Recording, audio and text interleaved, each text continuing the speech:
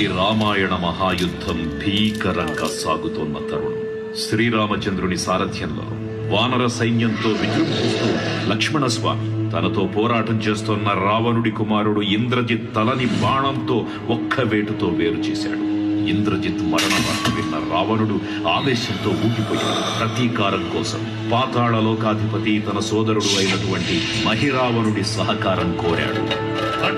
ప్రభాతంబు సాయంత్రమీ నామ సంకీర్తనల్ చేసి నీ రూపు వర్ణించి నీ మీద నేదండ నీ మూర్తి గావించి నీ సుందరం పెంచి నీ రాసదాసుండనై రామ భక్తుండనై నిన్నే కొల్చెదన్ నీ కటాక్షంబునందూచితే వేడుకల్ చేసితే నా మురాలించితే నన్ను రక్షించితే. తంత్ర విద్యలో ఆరితేరిన మహిరావణుడి దాడి గురించి విభీషణుడి ద్వారా ముందుగా తెలుసుకున్న హనుమంతుల